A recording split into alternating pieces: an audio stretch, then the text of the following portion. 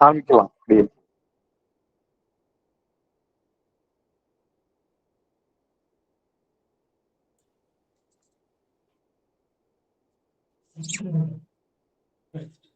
சுவாமி position கரெக்டா இருக்கா? கரெக்டா இருக்கு, கரெக்டா இருக்கு. அஸ்மத் குருபியோ நமக, அஸ்மத் பரம குருபியோ நமக, அஸ்மத் சர்வ குருபியோ நமக.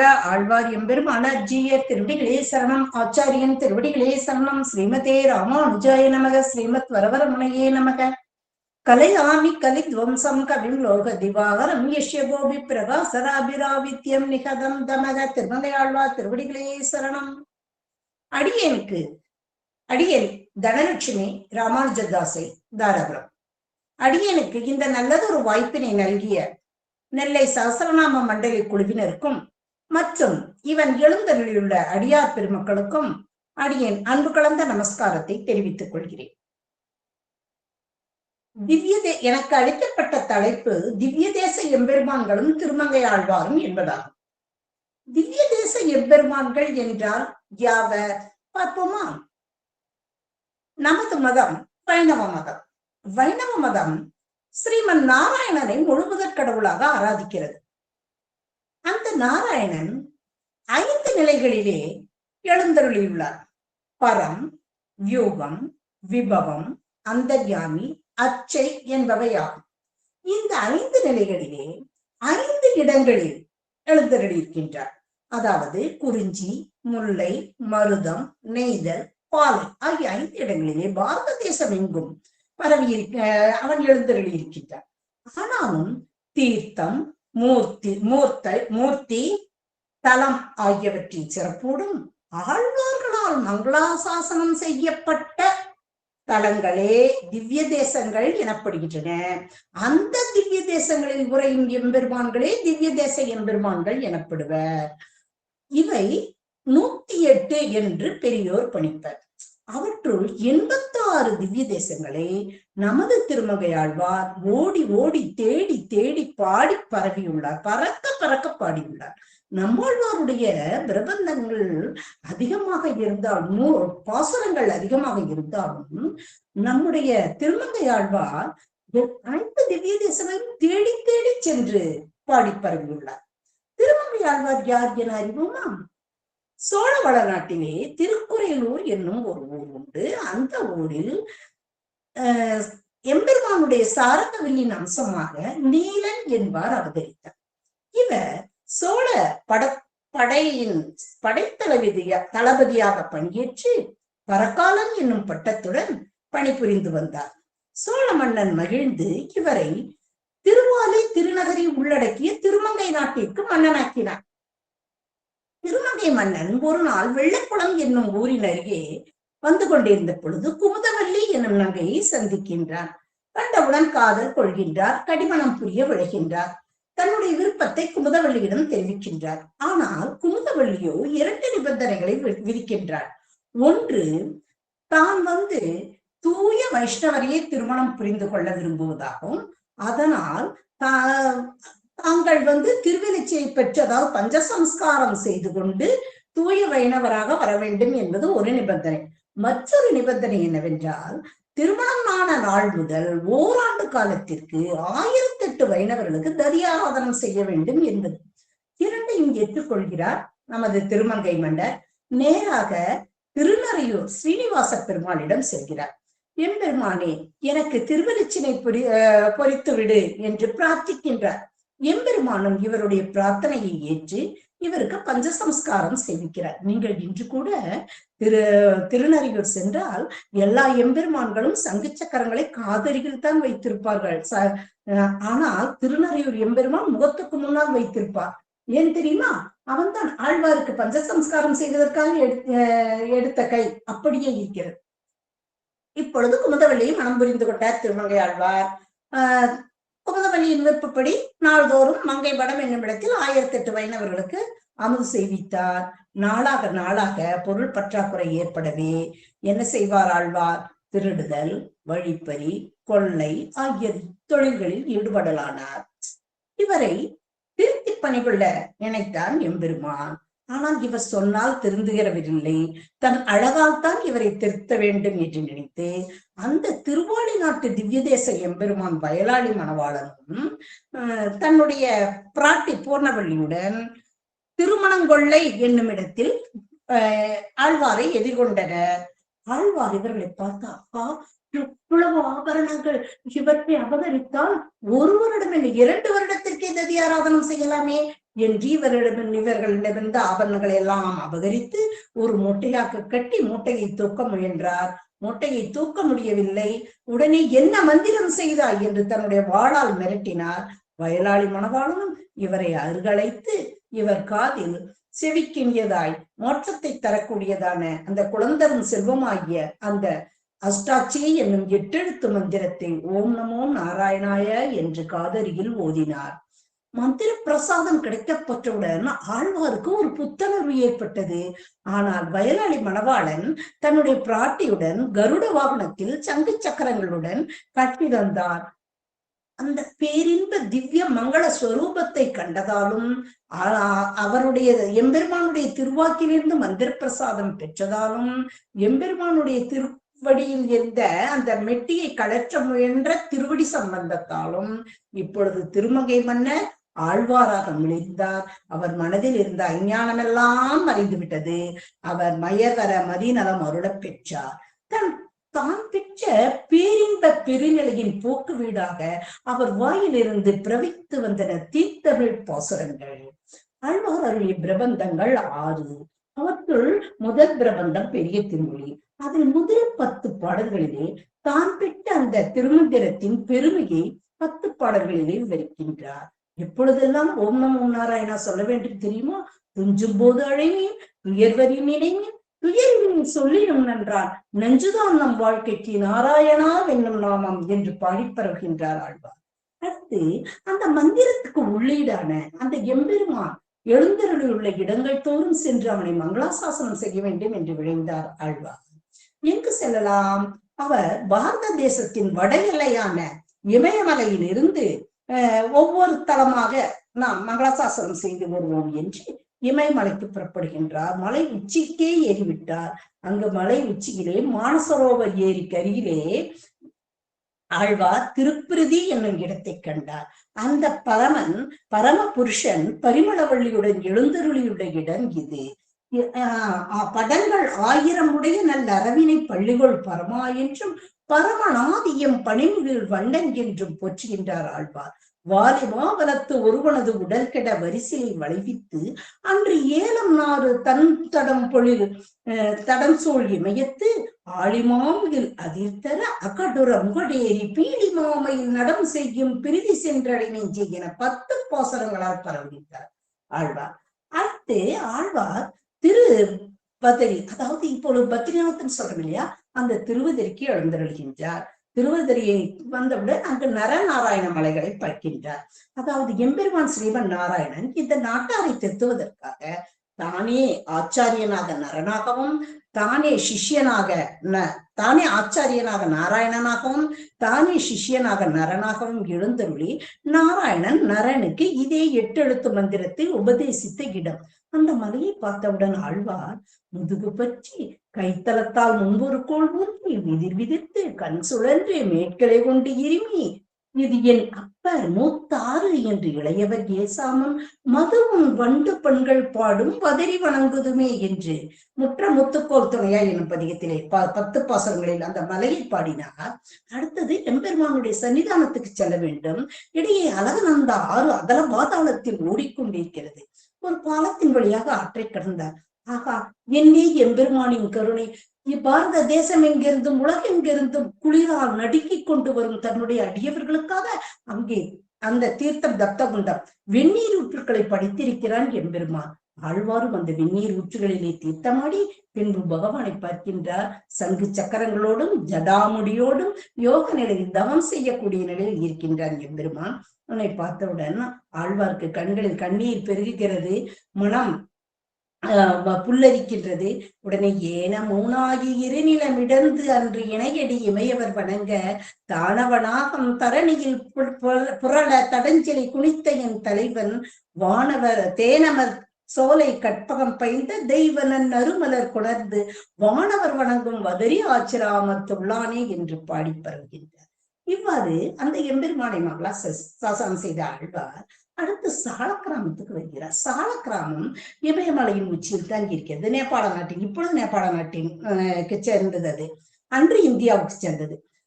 இப்பொழுது அங்கு வந்தவுடன் இவருக்கு அங்கும் குளிர். கலையும் கரியும் பரிமாவும் திரியும் காணம் கடந்து போய் சிலையும் கனையும் துணையாக சென்றான் வென்றி செற்களத்து மலை மீது அலைநீர் அணை கட்டி மதில் இலங்கை வாழறக்கர் தலைவன் தலைப்ப தருத்துகந்தான் சாலக்கிராமம் அடை நெஞ்சே என்று பாடுகின்றார். தாராவாரும் வயல் சூழ்ந்த சாலக்கிராமத்து அடிகளை காரார் புறவின் மங்கை வேந்தன் கலியன் ஒளி செய்த பாடல்களை கடைசி வரியில் என்ன சொல்கிறார் தெரியுமா? நீங்கள் உய்வதற்காக வேண்டி விஷ்ணு சஹஸ்ரநாமம் சொல்லுங்கள். விஷ்ணு சஹஸ்ரநாமம் சமஸ்கிருதத்தால் ஆனது, எனவே அதை ஓதுங்கள். அதுல தப்பு பண்ணிடாதீங்க, அதை ஓதுங்கள். ஆனா என்னோட பாட்டு இருக்குது தமிழ் பிரபந்தம், இதை பிதற்றுங்கள். இதை தவறு செய்தாலும் பகவான் பொறுத்துக் கொள்வான். நீ கோவிந்தா என்று சொன்னாலும் சரி, கோவிந்தா என்று சொன்னாலும் சரி, இதை பொறுத்துக் கொள்வான் என்று சொல்லுகின்றார். அடுத்து கீழே சமதவெளிக்கு வருகின்றார் நைமிசாரண்யம். காடுகளே வனமாக, வனமே எம்பெருமானாக தேவராஜ பெருமாள் அருள்வாளிக்கும் இடம். அங்கு சக்கர குளத்தில் தீர்த்தமாடிய ஆழ்வாருக்கு தன்னுடைய பூர்வ வினைகள் எல்லாம் நினைவுக்கு வருகின்றன. நான் எத்தனை வினைகள் செய்திருக்கிறேன். கொலை, கொள்ளை, திருட்டு, வழிப்பறி, பெண்களுடன் சல்லாமம் போன்ற கொடிய பாவங்களை செய்திருக்கின்றேனே. நான் செய்த பாவங்களுக்கு யமபடர்கள் சும்மா இருப்பார்களா? என்னை கட்டி அடித்து பிடித்து இழுத்து கொண்டு போய் அந்த எரிகின்ற செம்பினால் ஆன பாவையை பாவி தழுவுனே என சொல்வார்களே என்று அச்சமுற்று நான் உன்னடி பணிந்தேன். விசாரண்யத்துள் எந்தாய் வானிலாம் ஒருவர் சிறுமுதல் பெருந்தோள் மாதரார் வளைப்பயன் என்னும் பாசகத்துல நைமிசாரண்யத்துள் எந்தாய் உன்னிடம் அடிபணிந்தேன் என்று பூரண சரணாகதி பாசனமாக 10 பாசனங்கள் பாடுகின்றார். பின்னர் ஆழ்வார் மெதுவாக கீழே இறங்கி தெற்கு நோக்கி நடந்து வருகின்றார். இப்பொழுது பல காலம் நடந்து வந்து பல குதிரையில் தான் அடர்மாய் என்னும் குதிரையிலே நடந்து வருகின்றார்.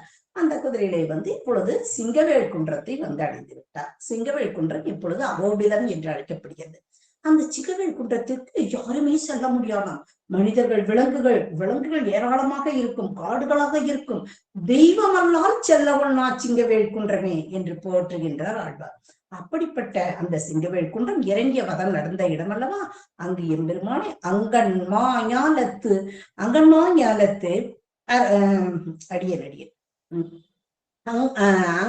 ஞானம் அஞ்ச அங்கு ஓர் ஆளறியாய் அவுணன் பொங்காகம் வள்ளுகிறாள் பொழுந்த புனிதனிடம் என்று அந்த செங்கநாடு இட்டெறிஞ்சும் எம்பெரானை எங்கள் ஈசனை இருந்த நூல் புலவன் பாடி பரவுகின்றார். அடுத்தது திருமலையை நோக்கி வருகின்றார். இங்கும் பூரண சரணாகதி பாசனம். திருமலை அடைந்தவுடன் செங்கையல் வாவிகள் துள்ளி குதிக்கும் சுனைநீர் திருவேங்கடம் அல்லவா? அங்கு வந்தவுடன் ஆழ்வாருக்கு தன்னுடைய கைமுதல் ஒன்றும் இல்லாமை, புகழ் இல்லாமை நினைவுக்கு வருகிறது. என்னை எம்பெருமானை பார்க்கின்றார். தாயே தந்தை என்றும் தாரமே கிளை மக்கள் என்றும் நோயே பட்டொழிந்தீன் நுனை காண்பதோர் ஆசையினார் வேயே பொங்கலில் சூழ் வரையார் திருவேங்கடவா நாயேன் வந்தடைந்தேன் நல்கியாள் என்னை கொண்டருளை என 10 பாசனங்களால் பாடுகிறார். இவ்வாறு பாடிக்கொண்டே வருகின்றார். ஒரு பாசுரத்தில் மண்ணாயும் மனித பிறவியை நீக்கி தன் நாக்கி தன் இன்னருள் செய்யும் தலைவன் மின்னார் விழு செய்ய திருவேங்கடமேய என்னானை என்னப்பன் என்னெஞ்சில் உள்ளானே என்று பாடுகின்றார். இவ்வாறு பாடிய ஆழ்வார் திருமலை நின்றும் தொண்டை நாட்டில் தடம் பதிக்கின்றார். தொண்டை நாட்டில் தடம் பதித்த அவர் முதல் தடம் பதித்த இடம் எது தெரியுமா? திருவள்ளூர். திரு எவ்வள் என்று அழைக்கப்பட்ட திருவள்ளூர். திருவள்ளூரிலே கனகவள்ளி சமேத வீரராகவ பெருமாள் காசையாடை மூடி ஓடி காதல் செய்த அவனோர் நாசமாக வல்ல நம்பி நம்பெருமானை அங்கு வாழ்த்தி 10 பாசுரங்களால் பாடுகின்றார். அடுத்தது ஆழ்வார் திருவள்ளிக்கேணியை அடைகின்றார். ஒப்பவரில்லா மதர்கள் வாழும் திருவள்ளிக்கேணி அல்லவா? அங்கு வந்தவுடன் அங்கு பார்த்தசாரதி பெருமாள் உலகத்தில் எங்குமே காண இயலாத பார்த்தனாக நிற்கின்றான், பார்த்தனுக்கு சாரதியாக இருக்கின்றான் அல்லவா எம்பெருமான். அந்த எம்பெருமானை பார்த்தவுடன் பார்த்தன் தேர்முன் நின்றானை என்று பார்த்த சாரதியையும், மீனமற் பொய்கை காணவர் வேளம் என்று அந்த கஜேந்திர வர்தனையும், அடுத்து பள்ளியில் ஓதி வந்த சிறுவன் தெள்ளிய சிங்கமாகிய தேவை திருவள்ளிக்கண்டேனே என்று நரசிங்கனையும் வாழ்த்துகின்றார் ஆழ்வார். வேதத்தின் சுவைப்பயனை விழுவிய முனிவர் வணங்கும் கூதிலின் கணியை நந்தனார் கழிச்சை என்று ரங்கநாதரை பாடி பரவுகின்றார். அதாவது நந்தனார் கழிரம், அதாவது ஆழ்வார் அச்சை நிலையிலே எம்பெருமானுடைய விபவ பண்புகளை எல்லாம் போற்றுகின்றார், விபவ பண்புகளை கட்டுகின்றார். இங்கு என்னன்னா நந்தனார் களிர்ங்கிறார். நந்தன் என்பவன் கண்ணனுடைய தந்தை, அவனுடைய களிர் அவனுடைய குட்டியம்மா எம்பெருமான், அதை போற்றி பரவுகின்றார். யானைக்கும் எம்பெருமானுக்கும், அதாவது யானைக்கும் பரமாத்மாவுக்கும் ஒப்புமை காட்டுவார்கள் ஆழ்வார்கள். திருநெடுந்தாண்டத்தில் ஒரு பாசனம், பொன்னானாய் புகழானாய் என்னும் பாசனத்துல மண்ணு தென்பாலானாய் வடபாலானாய் குணபாலானாய் குடபால மகையானாய் அப்படின்னு சொல்லுவாரு. அதாவது தென்பாலானாய் அப்படிங்கிறது திருமாலிருஞ்சோலை யானை என்றும், வடபாலானாய் என்பது திருவேங்கடமலை யானை என்றும், குணபாலமதையானாய் என்பது திருக்கண்ணபுரை யானை என்றும், குடபால மதையானாய் என்பது திருவரங்கத்து யானை என்றும் போற்றிப்படுவார்கள். ஏன் தெரியுமா? யானைக்கும் எம்பெருமானுக்கும் என்ன ஒற்றுமை தெரியுமா? யானையானது பார்க்க பரவசம் ஊட்டும். இப்பொழுது கூட யானையின் மணிச்சத்தம் கேட்டால் நீங்கள் எல்லாம் இங்கே அமர்த்திருக்க மாட்டீர்கள், எழுந்து ஓடிவிடுவீர்கள் யானையை பார்ப்பதற்காக. அவ்வளவு ஒரு பேர் அதிசயம் மிக்கது யானை. அதே போலத்தான் எம்பெருமானுடைய நாதஸ்வர மேல சத்தம் கேட்டா நீங்க இங்க உட்கார்ந்துருப்பீங்களா? உட்கார்ந்துருக்க மாட்டீங்க, எதிர்த்து ஓடிடுவீங்க பாக்குறதுக்கு. இது அப்புறம் கேட்டுக்கலாம், அம்மா பேச்சா யூடியூப்ல கூட கேட்டுக்கலாம், நம்ம போய் பெருமாளை பார்த்துட்டு வந்தவன்னு போயிருவீங்க. அது போல யானையும் பெருமாளும் பார்க்க பரவசம் ஊட்டுவார்கள். யானை தன்மேல் ஏறுவதற்கு தானே காலை மடித்து கொடுக்கும். அதே போல எம்பெருமானும் தன்னை பெற்றோர்களுக்கு உபாயமாக தன் திருவடியை தருவான். யானை தன்னை கட்டுவதற்கு கயிறை தானே எடுத்துக் கொடுக்கும். எம்பெருமானும் தன்னை பெற்றுவதற்கு பக்தியாகிய கயிறை நமக்கு எடுத்து தருகிறான். அதனால் யானையை எம்பெருமானோடு பரமாத்மாவோடு அதாவது ஒப்பிடுகிறார்கள் ஆழ்வார்கள். இப்பொழுது திருவள்ளிக்கேணியில் இருந்து நேராக திருநீர்மலை வந்தார் ஆழ்வார். திருநீர்மலையில் இதே போல ஐப்பசி கார்த்திகை மாதம் அடைமலை காலம், காண்டாவனம் என்பது ஒரு காடு என்கிறார். அங்கே மலையை சுற்றிலும் நீர் வெள்ளம் காடாக இருக்கிறது. எப்படித்தான் மலை மேல் செல்வார் ஆழ்வார்? நீர்வண்ணனையும் பார்க்க முடியவில்லை, மேலே சென்று உள்ள 4 எம்பெருமான்களையும் பார்க்க முடியவில்லை. என்ன செய்வார் ஆழ்வார்? அருகில் இருந்த மகேந்திரகிரி என்னும் மலையின் மீது ஏறி 6 மாத காலம் அங்கே தங்கியிருந்தார். அங்கிருந்த வேடவர்கள் இவரை போற்றினார்கள். அங்கு அது இன்றும் இருக்கிறது. அதுக்கு திருமங்கை ஆழ்வார்புறம் என்று பெயர். நீங்க திருநீர்மலை சென்றால் திருமங்கை ஆழ்வார்புறத்தை பாருங்கள். அங்கிருந்து கொண்டு அன்றாயர் குளக்குடியோடு அணிமாமலர் மங்கையோடு அன்பழகி அவனுக்கு எந்தான் இரக்கம் இல்லாதவனுக்கு உரையும் இடமாவது இரும்பொழில் சூழ் நன்றாய புனல் நரையூர் திருவாலி திருக்குடந்தை தடந்துகள் கோவல் நகர் நின்றான் இருந்தான் கிடந்தான் நடந்தார்க்கு இடமாவது மாமலையாவது நீர்மலையே என்று பாடினார் ஆழ்வார். பின்பு அங்கிருந்து ஒரு நாள் மாலை பொழுதில், மழைக்காலம் எல்லாம் முடிந்ததுக்கு பின்னர் வெயில் காலம் வந்துருச்சு, இப்போ மாலை பொழுதில் அங்கிருந்து கடல் மல்லை தலசயனம் மாமல்லபுரம் சொல்றோம் இல்லையா, அதை நோக்கி புறப்பட்டார் ஆழ்வார். அப்படி புறப்படும் பொழுது திருநின்றவூர் வழியாகத்தான் செல்கின்றார். ஆனால் மாலை வேளை இருள் சூழ்ந்து விட்டது. அதனால் திருநின்றவூரனை பாடாமல் அதை தாண்டி சென்று விட்டார். திருநின்றவூரில் பக்தவச்சல பெருமாளும் என்னை பெற்ற தாயாரும் அருள்பாடிக்கிறார்கள். என்னை பெற்ற தாயார் சொன்னார் தன்னுடைய கணவனிடம், சுவாமி என்னது நம் குழந்தை நம்மை பாடாமல் செல்கிறானே, நீங்கள் கவனிக்கவில்லையா? இருட்டாகிவிட்டார் அல்லவா, நாம் கதவை வேறு அடைத்துக் கொண்டோம் அல்லவா, அப்புறம் எப்படி அவர் பாடுவார்? அதனால் தான் போய்விட்டாரு. சுவாமி அதெல்லாம் முடியாது, நீங்கள் சென்று அவரிடம் ஒரு பாடல் வாங்கி வாருங்கள் என்று தாய் சொல்ல, தாய் கண்ணை காட்டினாலே காத தூரம் ஓடுவானே எம்பெருமான். தாய் பிரார்த்திக்கும் பொழுது கேட்காமல் இருப்பானா? செவிமடுக்காமல் இருப்பானா? உடனே பின்னால் ஓடினான். யாரை போல? அந்த சொன்னவண்ணம் செய்த பெருமாளை போல. திருமணிசி ஆழ்வார் சொன்னவண்ணம் செய்த பெருமாளை, கணிக்கண்ணன் போகின்றான் காமரு பூங்கச்சி மணிவண்ணா துணிவுடைய சென்னா புடவனும் செல்கின்றேன், நீயும் உன் கிடக்க வேண்டாம், நீதிமன்றம் பையன் அகப்பாய் சுருட்டிக்கொள் என்று சொன்னவுடன் எம்பெருமான் எப்படி பாயை சுருட்டிக்கிட்டு ஆழ்வார் பின்னாடி குடுகுடுன்னு ஓடுனாரோ அதே மாதிரி ஆழ்வார் பின்னாடி இவரும் ஓடினார் ஓடிக்கிட்டே இருக்காரு. இதுக்குள்ள ஆழ்வார் எங்க போயிட்டாரு? திருக்கடல்மலை தலசாயத்துக்கு போயிட்டாரு. அந்த கடல்மலை என்னன்னா அப்ப பல்லவர்களுடைய துறைமுகம். நிலம்படு பொருட்கள், கடல் விளை பொருட்கள், மலை விளை பொருட்கள் எல்லாம் குவியலாக அங்கே குவித்து வைக்கப்பட்டிருக்கின்றன. ஏராளமான மரக்கலங்கள், உள்நாட்டு மரக்கலங்களும் யவனர் நாட்டு மரக்கலங்களும் வரிசையாக நிற்கின்றன.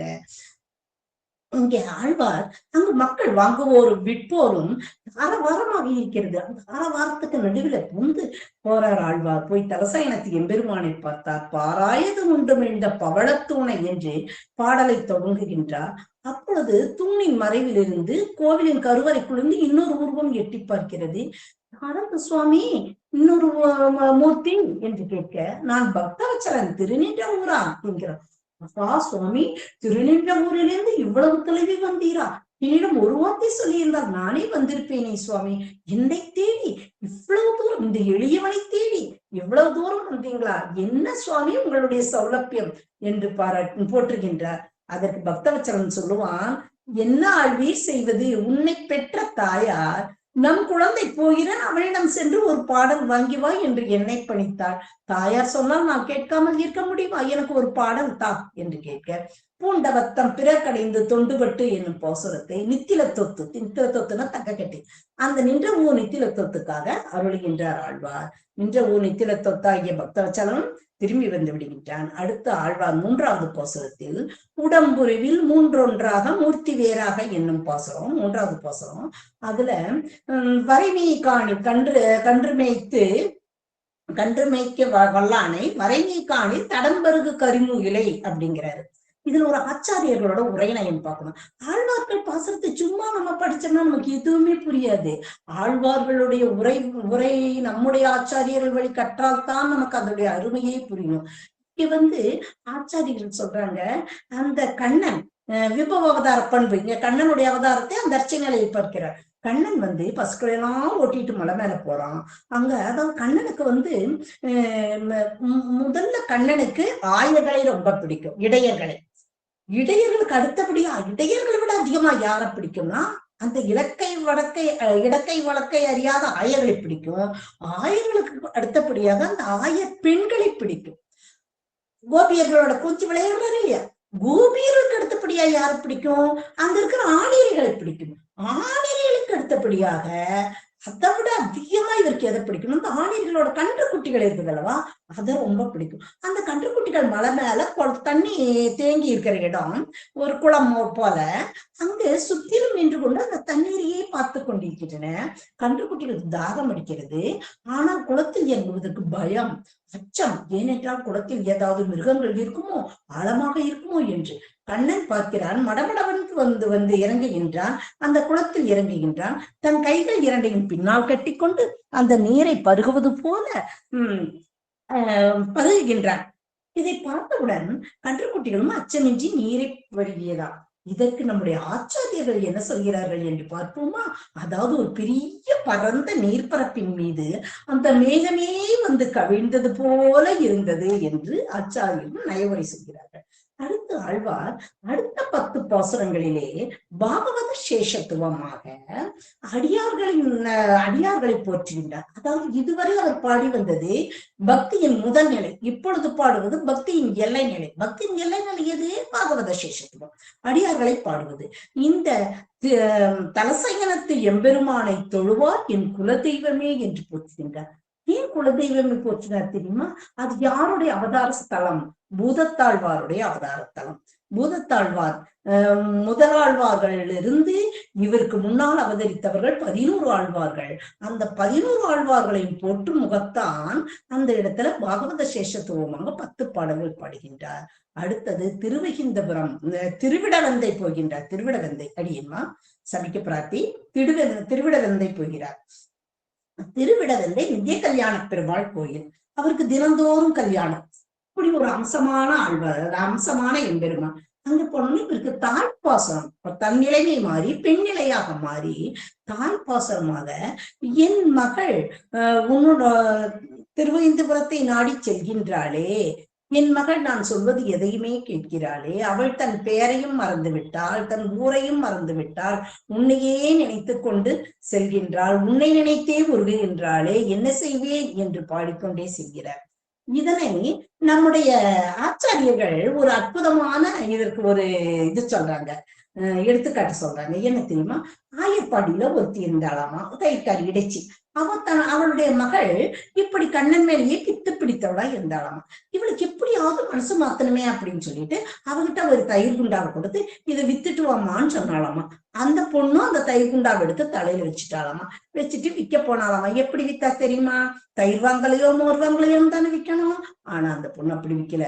கோவிந்தன் வாங்கலையோ கோபாலன் வாங்கலையோ, கோவிந்தன் வாங்கலையோ கோபாலன் வாங்கலையோன்ட்டு போனாலாமா. ஏன்னா அவளுக்கு அந்த கோவிந்தன், அந்த கண்ணன் நினைவை தவிர வேற எந்த நினைவுமே கிடையாது. அது போல என் பெண் இப்படி இருக்கிறா அப்படின்னு சொல்லிட்டு அன்னமும் மீனும் மாமையும் மரியும் ஆகிய அந்த திருவிடந்தை எம்பெருமானை போற்றி பரவுகின்றார் ஆழ்வார். இப்போ திருவிடந்தையில இருந்துட்டு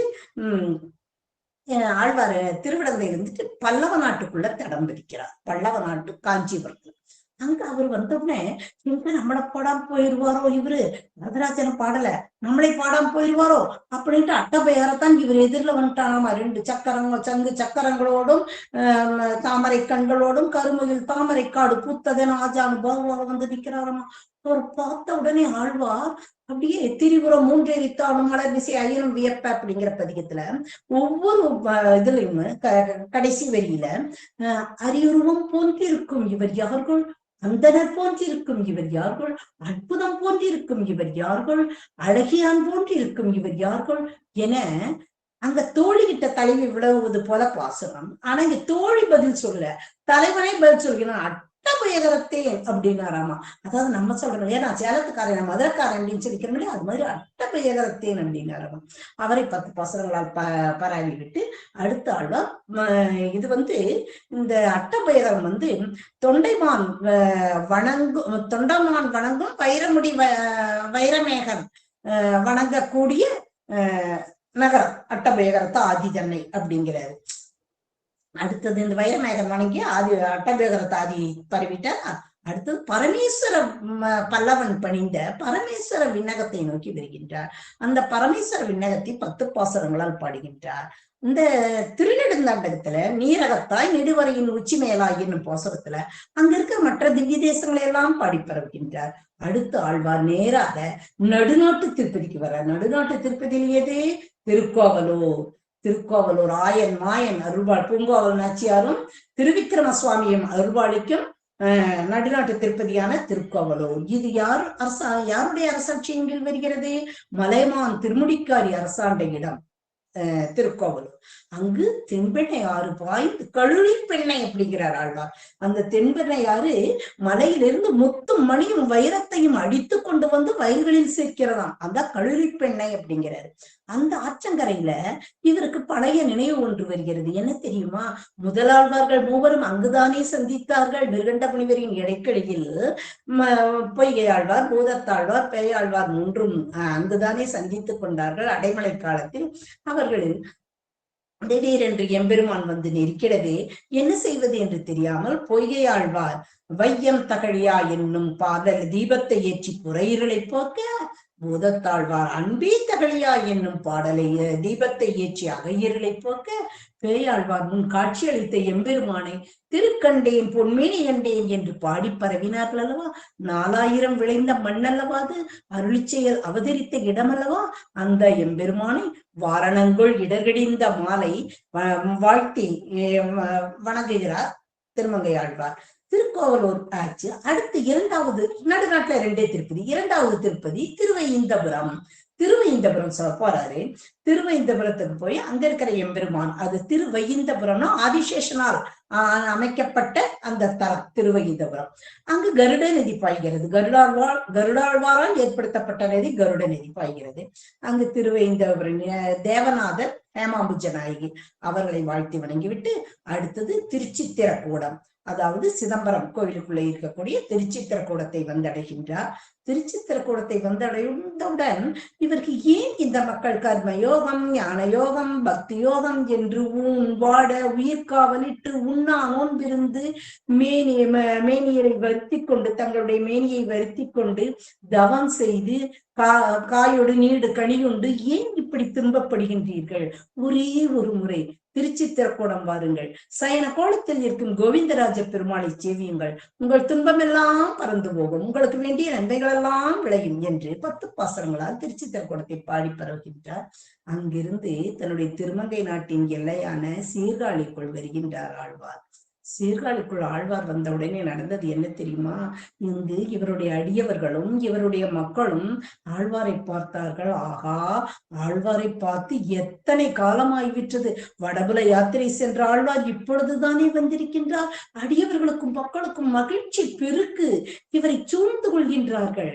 எல்லோரும் சூழ்ந்து கொண்டு அருள்மாறி வந்தார், அட்டமுறைக்கு வந்தார், அடையாசியம் வந்தார், கொங்குமலி குழலியர் கோன் வந்தார், மங்கை வேந்தன் வந்தார், கலிகன்றி வந்தார், பரகாலன் வந்தார், நாரதவி பெருமாள் வந்தார் என இவருடைய விருதுகளை ஊதத்தொடங்கினார்கள். அப்பொழுது நிறுத்துங்கள் நிறுத்துங்கள், விருது ஊதாதீர்கள். ஏன் ஊதக்கூடாது? இது எங்கள் சைவடியார்கள் எதில் வருகின்றார்கள். சைவடியார்கள் சொல்கிறார்கள், நிறுத்துங்கள் நிறுத்துங்கள், விருது ஊதக்கூடாது. ஏன் ஊதக்கூடாது? இது எங்களுடைய சமயக்குறவர் திருஞான சம்பந்தர் அவதரித்த இடம். அவர் அனுமதி பெற்ற பின்னரே நீங்கள் விருதூத வேண்டும். அப்படியா? திருஞான சம்பந்தரை சந்திப்போம். திருமங்கையாழ்வாரும் திருஞான சம்பந்தரும் சந்தித்துக் கொள்கிறார்களாம். சந்தித்துக் கொண்டவுடன் திருஞான சம்பந்தர் ஒரு குரல் பாடு, நீ விருதோதலாம் என்று சொல்கின்றார். குரல் என்றால் 2 அடி. உங்களுக்கு தெரியும், திருக்குறள் 2 அடிகளால் ஆனது. குரல் என்றவுடன் அந்த குரல் என்ற சொல்லை வைத்து ஆழ்வார் ஒரு குரலாய் 2 நிலம் 3 மண் வேண்டி உலகனைத்தும் ஈரடியால் ஒடுக்கி மற்றொன்றும் தருகை என மாவலியை சிறையில் வைத்த தாளாளன் தாளனை வீர் என்று அந்த திவ்ய தேச எம்பெருமான் மீது 4 வரிகளிலும் தக்க கீர்த்திய அருமறையின் திறன் 4 வேள்வி 5 அங்கங்கள் 6 திசைகள் 7 தெருவில் மழி விழாவரும் காளிச்சீராம விண்ணகரம் சென்று செய்தீங்களே என்று அந்த சீர்காழியின் மீது 4 வரிகளும் பாடுகின்றார். இவ்வாறு 10 பாடல்களை பாடுகின்றார். 10வது பாடலில் தன்னுடைய அடைமொழிகள் அனைத்தையும் சொல்லிக் கொண்டிருக்கிறார். இதை பார்த்த திருஞான சம்பந்தர் பெரிது வந்தார்.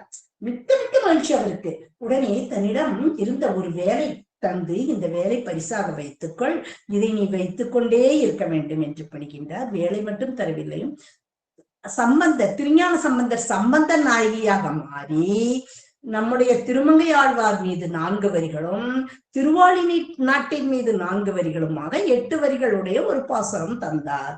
அந்த பாசத்தையும் பெற்றுக்கொண்டு இப்பொழுது இவர் தன்னுடைய தாய்நாடான தன்னுடைய ஊரான திருவாளி நோக்கி வருகின்றார். திருவாளி வரும் பொழுது இவருக்கு குமுதவல்லியின் நினைவு வந்து விடுகிறது. பாவம், அவள் திருமணம் ஆனவுடன் சிறிது காலம்தான் அவளுடன் இருந்தேன், 1 ஆண்டு காலம்தான் அவளுடன் இருந்தேன், அவளை விட்டு பிரிந்து நான் வடபுல யாத்திரை சென்று விட்டேன், இப்பொழுதுதான் வருகிறேன். என்னை நினைத்து அவள் எப்படி வாடி வதங்கி போயிருப்பாள் என்று அவளை நினைத்து வருந்துகின்றார். அப்பொழுது இவர் தன் நிலைமை பெண்ணிலையாக மாறி நாயகி பாவம் ஏற்று ஒரு தலைவி அந்த திருவாளி நாட்டு வயலாளி மணவாளனை பற்றி பாடுவது போல, தூவிரிய மலர் உலக்கி துணையொடும் பிரியாதே, பூவிரிய மதுநுகரும் பொறிவரிய சிறுவண்டி, தீவிரிய மறைவளக்கும் புகழாளர் திருவாளி சென்று ஏவரி வெஞ்சிலையானுக்கு எண்ணிலைமை உரையாயே என 10 பாசனங்களால் மங்களாசாசனம் செய்கிறார் திருவாளி வயலாளி மணவாளனை. அதாவது இந்த பெண்ணின் தலையில் ஏராளமாக பூ வைத்திருந்தாளாம். 2 வண்டுகள், பொன் வண்டுகள். அது எங்கு தேடியும் தேன் கிடைக்காததால் இந்த தலைவியின் தலையில் வந்து மலர்களிலே இருந்த மதுவை நுகர, வண்டுகளே, நீங்கள் மட்டும் இணை பிரியாமல் வந்து என் தலையில் இருக்கும் மதுவை நுகர்கிறீர்களே, நான் ஒருத்தி இங்கு வாடி வதங்கி கிடக்கின்றேனே, என்னை தெரியவில்லையா உங்களுக்கு என்று கேட்க, அதற்கு நாங்கள் என்ன செய்வதாம் என்று கேட்க, நீங்கள் திருவாளி நாட்டுக்கு செல்லுங்கள், சென்று அங்கே அந்தணர்கள் தீ வளர்த்துக் கொண்டிருப்பார்கள். சரி, அவர்களிடம் அனுமதி பெற்று அவர்களை வணங்கி அனுமதி பெற்று, சரி அனுமதி பெற்று அப்புறம் என்ன செய்வதாம், அங்கு ஏவரி வெஞ்சிலையான் இருக்கிறான் அல்லவா, அவனிடம் இப்படி உன் தலைவி ஒருத்தி உன்னை பிரிந்து அங்கு வாடி வதங்கி கொண்டிருக்கிறாள் என்று சொல்லுங்கள். எப்படி சொல்வதாம், பார்க்கிறீர்கள் அல்லவா நான் எப்படி இருக்கிறேன் என்று, இது இப்படியே சொல்லுங்கள் என்று சொல்லிவிடுகிறார். இப்படியே 10 பாசுரம் அமைகின்றன. அடுத்த பாசுரம் தாய் பாசுரமாக அமைகிறது. அந்த தாய் பரகால நாயகியுடைய தாய் சொல்கிறாள், கள்வன் கொள் யான் அறியேன். கரியான் வந்து ஒரு கரிய நிறமுடைய ஒருவன் வந்தான். என் மகளிடம் என்னென்னவோ சொன்னான். உடனே என் மகளும் என் பெற்ற தாயாகி என்னையும் கூட மறந்து அவன் பின்னால் போய்விட்டாள், உடன்போக்கேகிவிட்டாள் என்று சொல்கிறாள். உடனே அவளுடைய தங்கையான செவிலித்தாய் கேட்கிறாள், சரி யாருடன் சென்றாள்? அந்த வயலாளி மணவாளனுடன் தான் சென்றாள். வயலாளி மணவாளனுடன் தானே சென்றாள். அப்பொழுது அவளுடன் சென்றால் இதற்கு எதற்கு நீ அச்சம் கொள்கிறாய் என்று கேட்க, இல்லை, பரகால நாயகியும் அழகு, வயலாளி மணவாளனும் அழகு. இவள் அழகை அவன் பார்க்க, அவள் அழகை இவன் பார்க்க, இவள் கண்ணை அவன் பார்க்க, அவள் கண்ணை இவள் பார்க்க, இப்படியே இருவரும் பாதையை மறந்து போய் அணியாளி புகுவார்களோ, அணியாளிக்குத்தான் போனாங்களோ அல்லது இமயமலைக்குத்தான் போனாங்களோ தெரியலையே என்று வருந்தினாளாம். இதெல்லாம் ஆச்சாரியர்களுடைய உரைநயம். இப்படி அந்த திருவாலி நாட்டிலிருந்து ஆழ்வார் திருநாங்கூர் திருப்பதிகளில் வருகின்றார். மணிமாட கோயில் வந்து நிற்கின்றார். அங்கு இருக்கக்கூடிய 11 கோயில்களையும் 11 திவ்ய தேசங்கள், நாங்கூர் திவ்ய தேசங்கள், திருநாங்கூர் திவ்ய தேசங்கள் அவற்றை மங்களாசாசனம் செய்கின்றார். அன்று மட்டுமல்ல, இன்றும் குமுதவள்ளி நாச்சியாரும் திருமகையாழ்வாரும் திருவாலி திருநகரிலிருந்து தை மாதம் அமாவாசைக்கு அடுத்த நாள் அங்கிருந்து புறப்பட்டு இந்த திருநாங்கூர் மணிமாட கோயில் வந்து அந்த மணிமாட கோயில் இருந்து 11 கருட சேவை கண்டருளி 11 எம்பெருமான்களை மங்களாசாசனம் செய்கின்றார்கள். அந்த நிகழ்வு அன்று தொட்டு இன்று வரை நடந்து கொண்டிருக்கிறது. இப்படி பார்த்தன்பள்ளி பாவை வாயால் பார்த்தன்பள்ளி பாடுவாளே, திருமணி மாட கூடம் சென்று சேர்மீன்களே, நந்தா விளக்கே, காவலம்பாடி எந்தாய் கலைகள் நீயே என்று 11 எம்பெருமான்களை மங்களாசாசனம் செய்த பின் ஒரு நாள் மாலை நேரம் ஆழ்வார் மெதுவாக தன்னுடைய ஆடல்மா குதிரையை எடுத்துக்கொண்டு வருகிறார். திரு இந்தாளூர் என்று ஒரு தலம் இருக்கிறது. பஞ்சரங்கங்களில் ஒன்று காவிரி கரையில் இருக்கிறது என்று நினைவுக்கு வருகிறது. ஆகா, மாலை வங்கி கொண்டு வருகிறதே, கதவு அடைக்கப்பட்டு விடமே என்று வேகமாக வருகிறார் இந்தாளூருக்கு. இந்தாளூருக்கு இவர் வருவதற்கும் அந்த கோயில் நடை சாத்தப்படுவதற்கும் சரியாக இருக்கின்றது. இதற்கு ஒரு ஆற்றாமை விளக்கம். ஆகா, இந்தாளூரானே, நும்மை தொழுதும் நும் பணி செய்ய காத்திருக்கும் அடியும் அங்கிருந்து எவ்வளவு வேகமா ஓடி வந்தேன். எனக்கு ஒரு துளி தீர்த்தம் கொடுத்த ஆகாதா? என் தாகசாந்திக்காகவே நான் உங்ககிட்ட என்ன பொண்ணும் பொருளுமா கேட்டேன், ஒரே ஒரு துளி தீர்த்தம் கொடுத்தால் ஆகாதா? இப்படி கதவை அடிச்சுக்கிட்டீங்க. என்ன நேரம் ஆச்சு ஆழ்வாரே, பாருங்க நேரம் எவ்வளவு ஆயிடுச்சு, பொழுது போயிடுச்சு. இப்ப வந்து கதவை தரானா எப்படி கதவை திறக்கிறதா? எனக்குத்தான், நான் தான் ஒரு மனித பிறவி, எனக்கு நேரங்காலம் தெரியாது. ஆனா நீ தெய்வ பிறவி, உனக்கு நேரம் தெரியும், நான் வருவேன்னு தெரியும். எனக்காக கொஞ்ச நேரம் கதவை திறந்து வச்சிருக்க கூடாதா? அதுக்குள்ள அவசரமா உனக்கு? அப்படி என்ன அவசரம் உனக்கு அப்படின்னு. என்ன ஆழ்வீரை பேசுறீங்க நீங்க? அடியார்கள் எல்லாம் போயிட்டாங்க, மக்கள் எல்லாம் வந்து சேவிச்சுட்டு போயிட்டாங்க, அர்ச்சகர்கள் கூட போயிட்டாங்க, எனக்கு இரவு நேர வழிபாடு முடிஞ்சிருச்சு, இனி நான் கதவை சாத்தாம என்ன பண்றதா? அப்படியா? அந்த அடியார்களும் அந்த அர்ச்சகர்களும் அந்த மக்களோட நானும் ஒன்னா, நான் உங்களுக்கு நான் உங்களுக்கு தனித்துவம் அல்லவா? என்னை அவங்களோட ஒன்னா கருதிட்டீங்களா? ஆசை வழுவாது ஏத்தும் எமக்கு இழுக்காய்த்து. இது மாபெரும் ஆசை வழுவாது ஏத்தும் எமக்கு இழுக்காய்த்து. அடியோருக்கு தேசமறிய உமக்கே ஆளாய் திரிகின்றோமுக்கு ஆசின் மொழியில் திகழும் வண்ணம் காட்டி எம்பெருமான் வாசி வள்ளீர் வாழ்ந்தே போம் நீரே என்று வஞ்ச புகழ்ச்சியணியாக.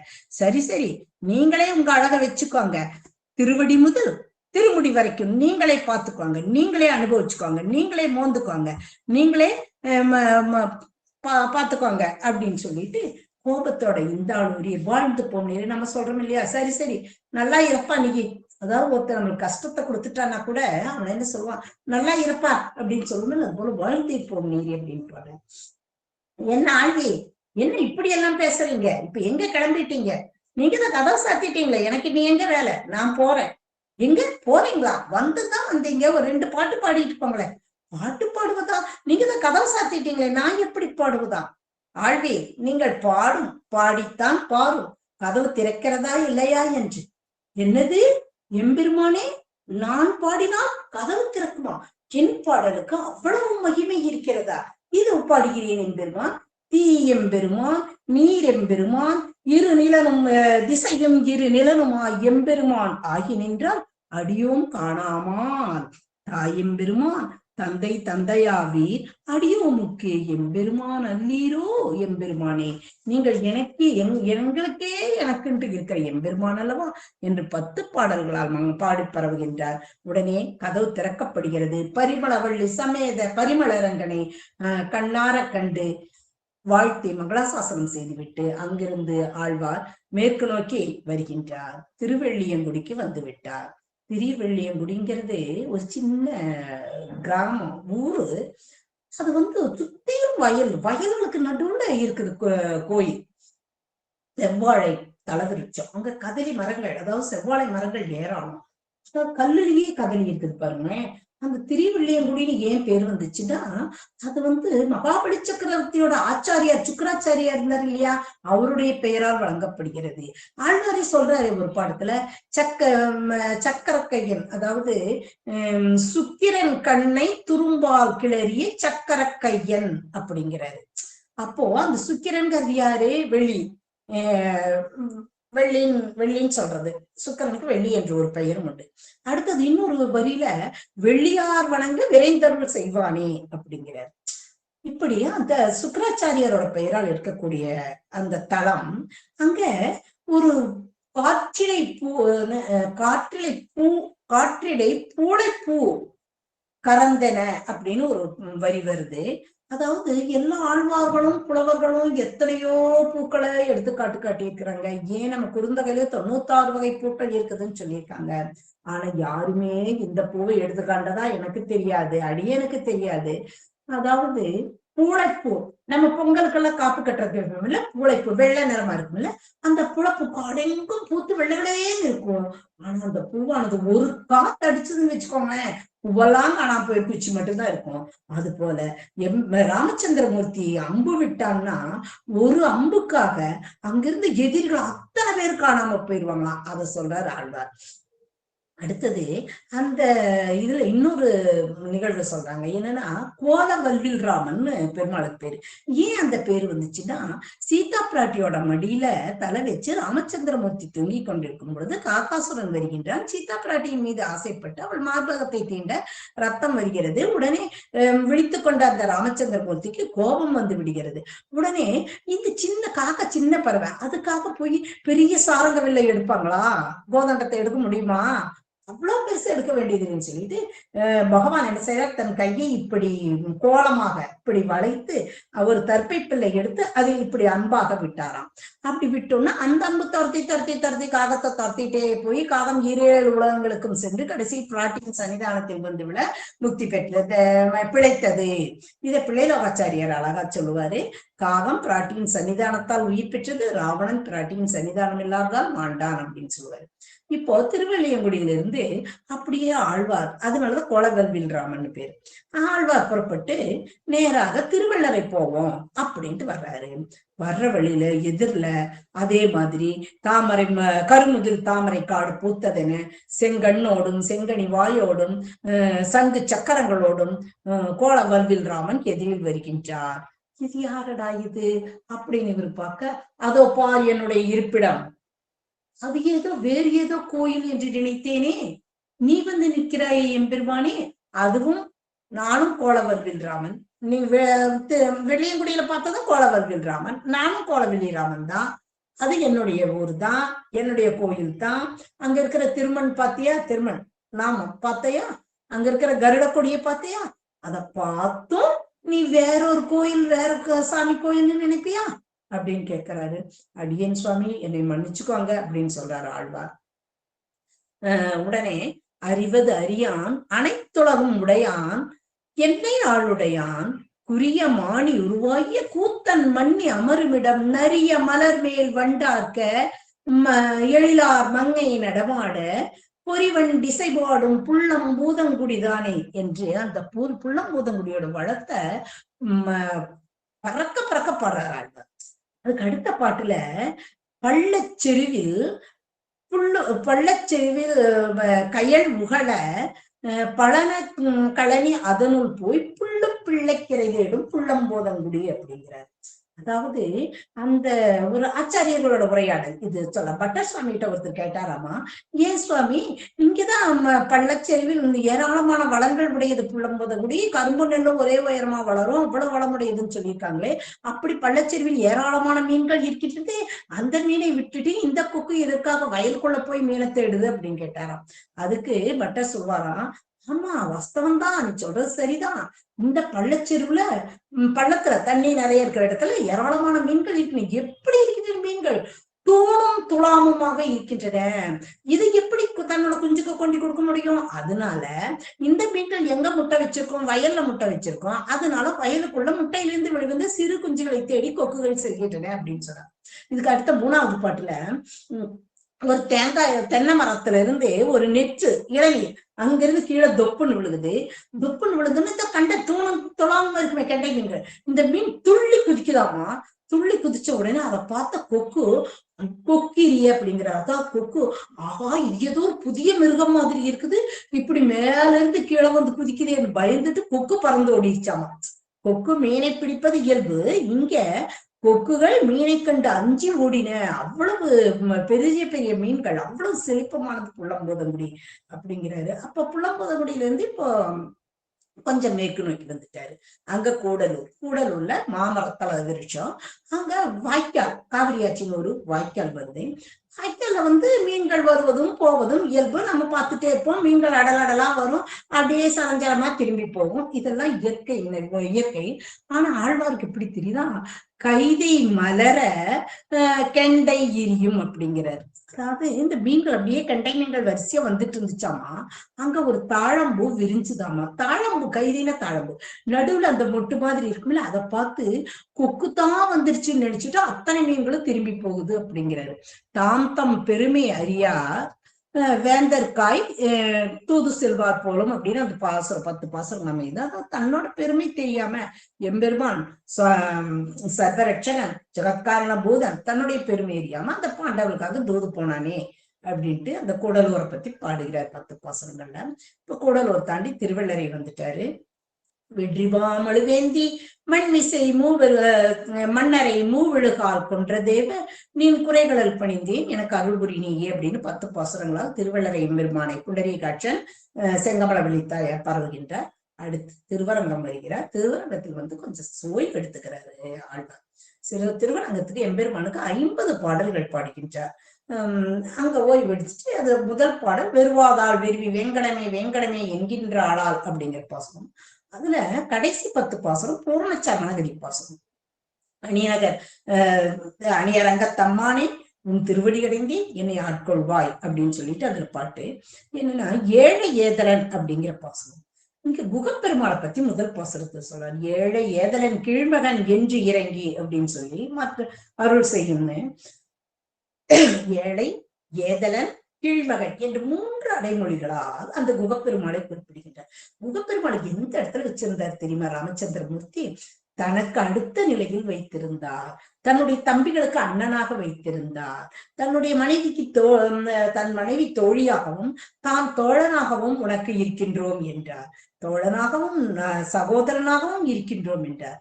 அப்போ அவன் கீழ்மகனாக இருந்தும் அவனை தனக்கு அடுத்த நிலையில் வைத்த அந்த எம்பெருமானுடைய வாத்சல்ய குணத்தை நினைத்து, உன்னுடைய வாத்சல்யத்தை நினைத்து நீ என்னையும் ஏற்றுக்கொள்வாய் என்று அடைந்தேன் அப்படிங்கிறாரு. அதுக்கு அடுத்த பாசுரம் வாதமா மகன் மட்கடம், ஒரு சாதி ஒன்று ஒழுந்திலே என்று ஒரு பாசுரம். அந்த பாசுரத்துல என்ன சொல்றான்னா, அனுமான் கொள்ளை விலங்குனா காட்டு விலங்கு. அந்த அனுமான் அனுமானை தன் அருகழைத்து தன் எதிரில் அமர்த்தி தானும் ஒரே இலையில் உணவு உண்டான். பாதி உணவை நீ உட்கொள், பாதி உணவை நான் உட்கொள்கிறேன் என்று உண்டான்.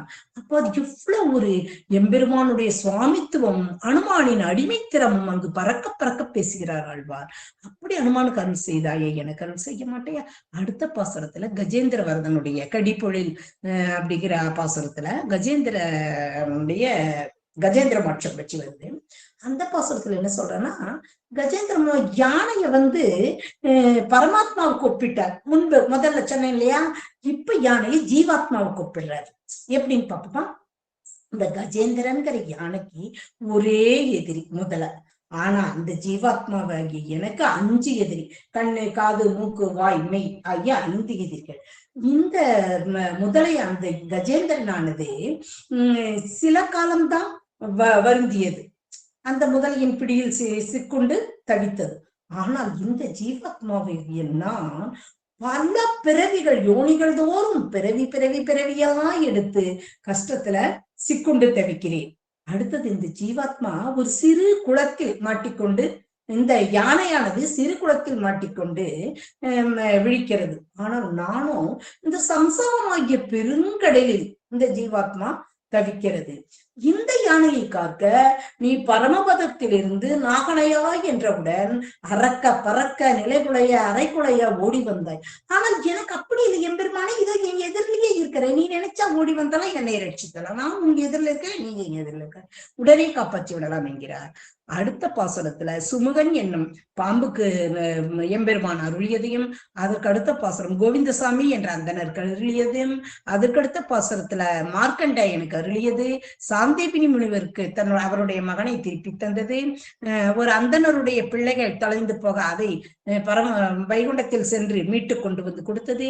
இது போன்ற செயல்களை எல்லாம் சொல்லி எம்பெருமானை என்னையும் ரட்சிக்க வேண்டுகிறேன் என்று பூர்ண சரணாகதி பாசனமாக திருவரங்கத்தில் பாடுகின்றார். அடுத்தது திருப்பேநகர் செல்கின்றார். அப்ப கொடுத்தானுக்கு 10 பாசனங்களால் மங்களாசாசனம் செய்கின்றார். அடுத்தது அந்த திருப்பேநகரிலிருந்து தஞ்சாவூர் செல்கின்றார். தஞ்சையில ஏற்கனவே அந்த முதல் பாசத்திலே சொல்லிட்டாரு, எம்பிரான் எங்கள் ஈசன் என்னுடைய சுற்றம் என்னுடைய வாணாள் அப்படின்னு சொல்லிட்டாரு. அடுத்தது திருக்குடந்தை வருகின்றார். இப்போ நந்திபுர விண்ணகரம் வருகின்றார். நந்திபுர விண்ணகரம் வந்த உடனே எம்பெருமான் ஆழ்வார் நம்மளை பாடுவாரா பாட மாட்டார் பார்க்கலாம் அப்படின்னு கதவை சாத்திக்கிறான். என்ன கதவை சாத்தின பக்கமெல்லாம் இவர் சண்டை போட்டுட்டு வந்திருக்கிறாரு, இங்க என்ன பண்றாரு பார்க்கலாம் அப்படின்னு கதவை சாத்திக்கிறான். ஜெகநாத பெருமாள், நாதன் கோயில்னு சொல்லுவாங்க, ஜெகநாத பெருமாள் கதவை சாத்திக்கிறான். உடனே நந்திபுர நாயகி இவர் என்ன பண்றாரு, நீ கதவை திறந்து எனக்கு முகத்தை காட்டினாலொழிய நான் இந்த இடத்தை விட்டு நகர மாட்டேன், அங்க வாசப்படியிலேயே உட்காந்து தவம் இருக்கிறாரு. 1 நாள் ஆச்சு, 2 நாள் ஆச்சு, 3 நாள் ஆச்சு. எம்பெருமான் பார்த்தா ஆழ்வார் போற மாதிரி தெரியல. உடனே கதவை திறந்தான், ஆழ்வாரை பார்த்து சிரித்தான். ஆழ்வாரும் ஆனந்த பேரானந்தமாக அந்த நந்திபுர விண்ணகரானை மங்களாசாசனம் செய்துவிட்டு அடுத்து அங்கிருந்து நந்திபுர விண்ணகரத்திலிருந்து திருக்குடந்தை செல்கின்றார். திருக்குடந்தை 6ஆம் முதனே பல இடங்களில் பாடி பரவினார். குடந்தையே தொழுது என்றும், ஊரான் குடந்தை உத்தமன் ஒரு கால் இருகால் சிலை வளைய என்றும் பல இடங்களில் பாடி பரவி இருக்கின்றார். ஆனால் அந்த குடந்தையானுக்கு 6ஆம் முதனுக்கு தனியாக ஒரு பிரபந்தம் பண்ணணும்னு ஆழ்வார் நினைக்கிறாரு. என்ன பிரபந்தம் பண்ணலாம் யோசிக்கிறார். புதுசா ஒரு கவி, சித்திர கவியிலே புதிய வகையாக புதிய இலக்கியம், தமிழுக்கே ஒரு மகுடம் சுட்டுவது போல ஒரு புதிய இலக்கிய வகை சித்திர கவி என்று நடுவுல எம்பெருமான வச்சு மேல 1 2 1 1 2 3 2 1 இப்படியே மேல இருந்து தேர் மாதிரி, அந்த தேர் பரமபதத்திலிருந்து தேரோடு வந்து இறங்கினான் அல்லவா 6ஆம் முதல், அவனுக்கு அந்த தேர் போலவே சித்திர கவி பாடி அமைக்கின்றார். ஒரு மலர் தவிசில் என்று தொடங்குகிறது அந்த பாசனம். அடுத்து இப்பொழுது திருவிண்ணகர் செல்கின்றார். திருவண்ணகர் அண்ணல் அலைகடல் செய்து கண்ணுதல் நஞ்சுண்ட கண்டவனே விண்ணவர அமுதுன அதில் வரும் பெண்ணமதுண்ட எம்பெருமானே. அதாவது அலைகடலை கடைந்து அதில் வந்த நெஞ்சை ஈசன் சிவபெருமான் அருந்த கொடுத்தாய், அதில் வந்த அமுதத்தை விண்ணவர் அருந்த கொடுத்தாய், அதில் தோன்றிய பெண்ணமுதை நீ ஏற்றுக்கொண்டாய், மகாலட்சுமி தாயாரை நீ ஏற்றுக்கொண்டாய், பெண்ணமுதுண்ட எம்பெருமானே ஆண்டாய் உன்னை காணும் அருள் என கருளுதியே வேண்டேன் மனை வாழ்க்கை விண்ணகர் மேயவனே என்று பாடுகின்றார். 10 பாசுரங்களால் ஆண்டாய் ஆண்டாயினே ஒரு 10 பாசுரமும். இந்த கடைசி 2 வரி ஒரே மாதிரி தான் இருக்கும். ஆண்டாய் உன்னை காணும் அருள் என கருளுதியே வேண்டேன் மனை வாழ்க்கை விண்ணகர் மேயவனே என்று 10 பாசுரங்களால் பாடிவிட்டு அங்கிருந்து குடவாசல் வழியாக எங்க வர்றாரு, திருநறையூர் வருகின்றார். திருநறையூர் இப்பத்தானே 2 நாளைக்கு முன்னாடி கல்கருடன், நேத்து தான் கல்கருடன் உற்சவம் நடந்தது, பார்த்தோம் இல்லையா? தொலைக்காட்சியிலும் நேரிலும் சென்று பார்த்திருக்கலாம் இல்லையா? அந்த திருநறையூருக்கு வந்தவுடன் இவருடைய ஆச்சாரியருடைய அபிமான ஸ்தலம் அல்லவாது, ஆச்சாரியருடைய ஸ்தலம் அல்லவாது. அங்க வந்த உடனே அங்கே திருவரங்கம் எம்பெருமானுக்கு 50 பாட்டு பாடினார் இல்லையா? ஆச்சாரியனுக்கு டபுள் மடங்கா தரணும்னு சொல்லிட்டு இங்கே 100 பாசுரங்களை அள்ளி தருகின்றார் திருமங்கையாழ்வார். 100 பாசுரங்களை அந்த திருநறையூர் எம்பெருமானுக்கு அளித்தரார். அதுல ஒரே ஒரு பாசத்துக்கு மட்டும் நான் சொல்றேன். 100 பாசங்களை சொல்ல முடியாது இல்லையா? ஒரே ஒரு பாசனம். அதாவது அங்க ஒரு குளம், அந்த குளத்துல 2 மலர்கள், தாமரை மலர், அல்லி ஆம்பல் மலர் இருக்கின்றது. ஆனா இந்த மலர்களுக்குள்ள என்ன வேறுபாடுனா, இயற்கையாகவே கதிரவன் உதிக்கும் பொழுது தாமரை மலர்வதும் ஆம்பல் கூம்புவதும், கதிரவன் மறையும் பொழுது ஆம்பல் விரிவதும் தாமரை கூம்புவதும் இயற்கை நிகழ்ச்சி. இதை வைத்துக் கொண்டு ஆழ்வார் ஒரு பாடல் சொல்கின்றார். அதுக்கு ஆச்சாரியர்கள் கருத்து சொல்கிறார்கள். ஆச்சாரிய வியாக்கியானத்தை சொல்றேன். ஒரு ஆம்பல் மலரிலே 2 நண்டு தம்பதிகள் வாழ்ந்து வந்தன. அப்பொழுது அந்த பெண் நண்டு கருவுற்றிருந்தது. ஆண் நண்டு பெண் நண்டுக்கு ஏதாவது தர வேண்டுமே என்று தேனை தேடி சென்றது. அது தாமரை மலரிலே சென்று தேனை பருகி கொண்டு வரும் பொழுது மாலை வந்து விட்டது. எனவே தாமரை கொம்பி விட்டது. எனவே ஆண் நண்டு சிறைப்பட்டு விட்டது. பொழுது விடிந்தவுடன் சூரியன் வர தாமரை விரிந்தது. தாமரை விரிந்தவுடன் ஆண் நண்டு தேனை எடுத்துக்கொண்டு தான் வசிக்கும் ஆம்பல் மலருக்கு வர அங்கிருந்த பெண் நண்டு பார்த்தது. ஆகா, ஊரெல்லாம் சுற்றிவிட்டு பரத்தையர் வீட்டுக்கு சென்று விட்டு வருகின்றாய் நீ, உடம்பெல்லாம் மகரந்தத்தோள், மஞ்சத்தோள், அதாவது மஞ்சத்தோள் மகரந்தத்தோள் இருக்கிறது. எனவே நான் உன்னை காண மாட்டேன் என்று கதவை டப் என்று சாத்தி கொண்டதாம். அதாவது சூரியன் வந்துதான் ஆம்பல் மலர் கூம்புவது இயற்கை நிகழ்ச்சி. அதை ஆழ்வார் இதை எப்படி சொல்ல, இதை நஞ்சியரிடம் கேட்டாராம் பிள்ளை திருநறையூர் அரையர் என்பவர். ஏன் சுவாமி, வந்த ஆண் நண்டு கிட்ட எங்க போன, எதுக்கு போன அப்படின்னு ஒரு வார்த்தை கேட்க கூடாதா பெண்ணண்டு என்று கேட்கலாம். சாதாரண இடங்களாக இருந்தால் கேட்கலாம். இது எந்த ஊர், இது நறையூர், இங்கு பெண்ணரசு ஆட்சி செய்யும் இடம் அல்லவா இது? இங்கு தாயாருக்குத்தானே முன்னுரிமை. திருவிழா காலங்களில் தாயார் முன்னே போக பகவான் பின் செல்கிறார் அல்லவா? இங்கு கேள்வி கேட்கலாமா? கேட்க கூடாது அப்படின்னு சொல்லிட்டாராமா. அவ்வளவு அருமையான பாசுரங்கள், 100 பாசுரங்கள் இருக்கின்றன. அதுல இப்போ 100 பாசுரங்கள் பாடியும் ஆழ்வாருக்கு மன திருப்தியே படலையா. ஏதாவது பண்ணணும் அப்படின்னு சொல்லிட்டு நினைச்சாராமா. உடனே என்ன பண்றாரு, அஹ்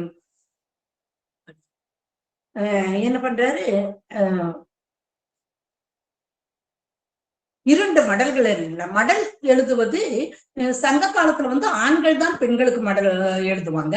இவர் பெண்கள் ஆணை நோக்கி மடல் எழுதுவது போல, பரகாலநாயகி மடல் எழுதுவது போல எழுதுகின்றார். அதுல முதல் மடல்ல நகர எதுகையோட ஆரம்பிக்கிறாரு. 2வது மடல்ல நகர எதுகையோட ஆரம்பிக்கிறாரு. முதல் மடல் பாடினாரு, பகவான் முகம் கொடுக்கல. ஓ, பகவான் முகம் கொடுக்கல, இவனை மிரட்டினாத்தான் ஆகும்னு சொல்லிட்டு 2வது மடல் பாடுறாரு. எப்படி மிரட்டுறாரு பார்க்கலாமா? கல்நவில் தோல் காளையை கண்டு ஆங்கு கைதொழுது என் நிலைமை எல்லாம் அறிவித்தால் தன் நிலைமை தாரான் தன் நகமும் மகமும் தாரானே தன்னை நான் மின்னிடையார் சேரியிலும் வேதியர்கள் வாழ்விடத்தும் தன்னடியார் முன்பும் தரணி முழுதுமாலும் வேள்வேந்தர் கூட்டத்தும் நாட்டகத்தும் என் நிலைமை எல்லாம் அறிவிப்பன் அப்படிங்கிறாரா பரகால நாயகி. பயந்துட்டார் பெருமாள். என்ன அறிவிப்ப, சொல்லு சொல்லு அப்படிங்கிறாரு. இல்ல, நீ கிருஷ்ணாவதாரத்துல செய்த லீலைகள், ராமாவதாரத்துல செய்த லீலைகள், இப்படி உன்னுடைய விபவ பண்புகளை எல்லாம் விரித்துரைப்பேன் அப்படின்னு சொன்னார். ஆனா மடல் ஊறவில்லை. இருள் வந்து விட்டதால் மடல் ஊறாது ஒழியேன் நான் வாரார் பூம் பெண்ணை மடல் அப்படிங்கிறாங்க. மடல் ஊர்ல. இப்படி மடல் திருநறையூருக்கு, மதில் திருவரங்கத்துக்கு என்று ஒரு பழமொழியே உண்டு. இப்போ திருநறையூர்ல இருந்து திருச்சேரை போறார் ஆழ்வார். சீக்கிரம் முடிச்சார், 5 நிமிஷத்துல, 5 நிமிடங்கள். திருச்சேரை போன உடனே அங்க சாரநாத பெருமாள் சாரநாயகிக்காக பாகவத சேஷத்துவமாக பாடல்கள். திருச்சேரை எம்பெருமானை தொழுவா திருவடி என் தலைமையிலவே என்று 10 பாசுரங்கள் சாரநாதனை வாழ்த்துகின்றார். அடுத்து தேரெழுந்தூர் போகிறார். இவர் வருவதை பார்த்து அந்த ஊர் மக்கள், வாங்க ஆசாமி, வாங்க வாங்க வாங்க, எங்க ராஜாவை பாடுங்க, எங்க ராஜாவை பாடுங்க அப்படிங்க. நான் கொண்டு மானிடம் பாடே அப்படின்னு சொல்லிடுறாரு. அவங்களும் பயந்துட்டு பேசாம திரும்பி போயிடுறாங்க. அவங்க சொன்ன ராஜா தேவராஜன். அது இவருக்கு தெரியல. இவரு தளர்ந்து போய் சாப்பாடு இல்லாம, கட்டிக்க துணியும் இல்லாம ரொம்ப சோர்ந்து போய் நடந்து வர்றாரு. தூரத்துல ஒரு கோயில் தெரியுது. அதை பார்த்தோன்னே நெடியோனே, நெடுமாலே நீ இங்கேயா இருக்கிற, நான் இப்படி வருந்தி இருக்கிறேன் பாத்தியா, உன் அடியார் இப்படி கஷ்டப்பட்டு இருக்கிறேன் பாத்தியா, எனக்கு கூரை சோறு தந்து என்னை பணிகொள்ள கூடாதா, அழுந்தூர் மேல் திசை நின்ன அம்மானே அப்படின்னு சொல்லிட்டு 10 பாசனங்களால் பாடுறாரு. பாடும் உடனே அந்த ஆமறிவியப்பன், தேவராஜன் என்கிற ஆமறிவியப்பன் இவர்கிட்ட இவருக்கு தாங்கள் அணிந்திருந்த பட்டு பீதாம்பரத்தை கொடுத்து ததியாராதனமும் ததியனம் அதாவது தைசாதமும் கொடுத்தாராம். அதை சாப்பிட்டு திருமங்கை ஆழ்வார் ஆகா ஆறா இன்னமுது அப்படிங்கிறார். நம்மாழ்வார் குழந்தை ஆறா வமுதன்னாரு, இவர் ஆறா இன்னமுதே அப்படிங்கிறார். அடுத்து ஆழ்வார் அங்கேயே அச்சாமேனியாக கைகளை கூப்பிய வண்ணம் இன்றும் இருக்கின்றார் அந்த ஆமரியப்பன் சன்னதிக்கு நேரா. பக்கத்திலேயே கம்பநாட்டாழ்வான் மணிமண்டபம் இருக்குது. கம்பர் என்ன பண்றாரு, திருமங்கை ஆழ்வார் பாசுரங்கள்ல இருக்கிற நாற்றங்கால இருக்கிற நாற்றுக்கள் எல்லாம் எடுத்து தன்னுடைய ராமாயண வயல்கள்ல அங்காங்கே நட்டு வச்சிருப்பாரு. இந்த ஏழை ஏதலன் பாட்டு சொன்னேன், அது கூட ஆழநீர் கங்கை அம்பி கடாவிய ஏழை வேந்தனை எம்பி உன் தம்பி என்ற வாழிராமனை எண்ணி மயங்குவாள் அப்படின்னு வரும். அப்படி நட்டு வச்சிருப்பாரு. இப்போ இவர் தேரழந்தூர்ல அந்த எம்பெருமானை பாடியாச்சு. அடுத்தது சிறுபுலியூர் வர்றாரு. கணமா முகில் உருவா, புனல் உருவா, கனல் உருவா, பெருமாள் வரையுருவா, எனதுருவா நினதுருவா, திருமாமகள் மருவும் சிறுபுலியூர் சரசயனத்து அருமா கடலமுதே நடியே சரணோமே என்று பாடுகிறார். அந்த சாமிக்கு கிருபாசமுத்திரம்னு பேர் இருந்துச்சாமா, அது இவருக்கு பிடிக்கல, அதனால அருள்மா கடலமுது அப்படின்னு பேர் வச்சுட்டாரு. சிறுபுலியூர்ல சின்ன மூர்த்தி, அதை பார்த்துட்டு வந்தவருக்கு திருக்கண்ணமங்கையில பெரிய மூர்த்தியா இருக்கிறாரு எம்பெருமான். சங்கு சக்கரங்களோடு ஜம்முன்னு 6 அடி உயரத்துல நிக்கிறாரு. அவரை பார்த்தோம்னா பெரும்புற கடலை அடல் ஏற்றினை ஆணை பெண்ணை அப்படின்னு பாட துவங்குகிறார். பாட துவக்கும் பொழுது அந்த பக்தவச்சல பெருமாள், பத்ராவி என்கிற பத்திரவச்ச பெருமாள் பக்தர்களுக்கு ஆவி போன்றிருப்பவராம். அவர் சொல்றாரு, ஆழ்வாரே உம்மை தேடி ஒருவர் வந்திருக்கிறார் பாருங்க யாருன்னு. யார் வந்திருக்கா எனக்கு தெரியலையே, இவர் எங்கோ பார்த்த மாதிரி இருக்குது, ஆனா யாரு தெரியலையே அப்படிங்கிற. நான் ஒரு குறிப்பு சொல்லவா? சொல்லுங்க சுவாமி சொல்லுங்க, நினைவு வருகிறதா என்று பார்க்கிறேன். இவர் பெயரும் என் பெயரும் ஒன்றுதான். ஆகா, நினைவு வந்து விட்டது. திருநின்றவூர் பக்தவச்சல பெருமாள். சுவாமி என்ன இப்படி கோலம், அதாவது அவங்க திருநின்றவூர் எங்கே இருக்கிறது, திருக்கண்ணமங்கை எங்கே இருக்கிறது, இவ்வளவு தூரம் நடந்து வந்த களைப்பா இப்படி வாடிப்போய் இருக்கின்றீரே என்று கேட்க, பக்தவச்சலம் என்னப்பா செய்வது, உன்னை பெற்ற தாயார் எல்லா எம்பெருமான்களுக்கும் 10 பாடல் இருக்க நமக்கு மட்டும் ஒரு பாடலா, போய் சென்று வாங்கி வாரும் என்று என்னை துரத்தி விட்டால் அப்பா, நான் உன்னை தேடி தேடி இங்குதானப்பா உன்னை பிடிக்க முடிந்தது என்று கேட்க, ஏற்றினே இமயத்துள் ஈசனை என்னும் ஒரு பாடலை அந்த நின்றவும் நித்தில தொத்துக்காக ஆழ்வாரல்ல அந்த பக்தவச்சலனும் புறப்பட்டு விட்டானாம். அடுத்தது இங்கே இருக்கிற பக்தவச்சலனுக்கு 10 பாடல்களை பாடுகின்றார். பக்தவச்சலன் அசையாமல் நின்று கொண்டிருக்கிறான். என்ன பார்த்து கொண்டே இருக்கின்றாய், நான் எப்படி பாடுகின்றேன், நீ பாராட்ட வேண்டாமா என்று கேட்க, எனக்கு உன் பாட்டும் ஆழ்வீர், எனக்கு உமது பாடலும் புரியவில்லை, பொருளும் புரியவில்லை, என்ன சொல்ல வருகிறீர்கள் என்றே தெரியவில்லை. என்ன புரியவில்லை உனக்கு? கண்ண வெண் சங்கம் ஒன்றேந்திய கண்ண நீந்தனக்கும் குறிப்பாது கற்கலாம் கவியின் பொருள் தானே. என்ன சொல்றீர், உட்காருங்க சொல்றேன் நான் என்ன பொருள்னு அப்படிங்கிறாரு. நான் அர்ச்சையில் இருக்கிறேன், நான் இப்பொழுது எப்படி உட்காருவதாம், அப்புறம் இதற்கு என்னதான் செய்வது? அடுத்த பிறவியில் நான் மாணவனாகவும் நீ ஆச்சாரியராகவும் அவதரித்தால் உன்னிடமிருந்து நான் இந்த கவியின் பொருளை கற்றுக்கொள்கிறேன் என்று கூற, அதே போல அடுத்த பிறவியில் ஒரு ரோகிணி நாளில், ஆவணி திங்கள் ரோகிணி நாளில் அந்த கண்ணபிரான் பெரியவாச்சான் பிள்ளையாக அவதரிக்க, அதே கலந்த திரு கார்த்திகையில் அதே திருமங்கை ஆழ்வார் நம்பிள்ளையாக அவதரித்து நம்பிள்ளை பெரியவாச்சான் பிள்ளைக்கு அனைத்தையும் கற்றுக் கொடுத்தாராம். பெரியவாச்சான் பிள்ளைக்கு பூர்வ ஜென்ம ஞாபகம் வருகிறது. ஆகா, நாம் கண்ணபிரனாக இருந்த பொழுது அந்த 10 பாசனங்களுக்கே நமக்கு பொருள் தெரியவில்லையே. இந்த எளிய மக்கள் நம்மளை போல என்னை போல அறிவிலிகள் எப்படி 4000த்துக்கும் பொருள் அறிந்து கொள்வார்கள் என்று நினைத்து பெரியவாச்சான் பிள்ளை பேருரைக்கார வியாக்கியான சக்கரவர்த்தி பேருபகார 4000 பாசனங்களுக்கும் வியாக்கியானம் அருளினாராம். அடுத்தது இப்ப திருக்கண்ணமங்கையிலிருந்து ஆழ்வார் என்ன பண்ணாரு, அங்கிருந்து திருக்கண்ணபுரம் போனாரு. திருக்கண்ணபுரத்து எம்பெருமானுக்கு 100 பாசுரங்களை பாடுகிறார். ஆச்சாரிய ஸ்தானத்தில் இருப்பவர் அல்லவா. அதுல கண்ணபுரம் ஒன்று உடையானுக்கு உரியேன் வேறொருவருக்கு உடையேனோ என்று கேட்கின்றார். நிறைய இடத்துல கண்ணபுரத்தை பத்தி பாடுகின்றார். அடுத்தது இது பக்தியின் முதல் நிலை, பக்தியின் எல்லை நிலமாக உற்றது உன் அடியார்க்கடிமை அப்படின்னு சொல்றாரு. கண்ணபுரத்தை சேவிச்சுட்டு நேராக நாகப்பட்டினம் வந்துடுறாரு. நாகை அழகியான பாக்குறாரு. பொன்னிவர் மேனி மரகதத்தின் பொங்கிளம் சோதி அகலத்து ஆரமின் இவர் வாயில் நல் வேதம் போதும் வேதியர் வானவர் ஆக தோழி என்னையும் நோக்கி என் நல்குடும் நோக்கி என் இடம் உங்கையும் நோக்குகின்றார். அழகின் நோக்கம் என்று அஞ்சுகின்றேனால் சோ ஒருவர் அழகியவா அப்படின்னு பாடுறாரு. அந்த நாகை அழகியானை சௌந்தரராஜ பெருமாளை 10 பாடல்களால் பாடுகின்றார் திருமங்கை ஆழ்வார். திருநாகை பாடிட்டு பக்கத்துலதான் திருக்கண்ணகுடிக்கு வர்றாரு. திருக்கண்ணகுடிக்கு வந்தோடனே இவருக்கு இருள் நேரம் வந்துச்சு. ஊருக்கு போறதுக்கு வழி தெரியல. அப்ப ஒரு வழித்தர்க்கம் வர்றா. வா சுவாமி, நான் கூட்டிட்டு போறேன், நான் கதை சொல்லிட்டே கூட்டிட்டு போறேன் வா அப்படிங்கிறாரு. சரி, என்னப்பா கதை சொல்ல போறேன்னா, முந்தி இங்க திருமங்கை மன்னன் ஒருத்தர் இருந்தாரு, பரகாலன்னு சொல்லுவாங்க, நீலன்னு அவருக்கெல்லாம் பேரு. அவர் இங்க வந்தாரு, நாகப்பட்டினத்துல இருந்து கொஞ்சம் தங்கத்தை திருடிட்டு வந்தாரு.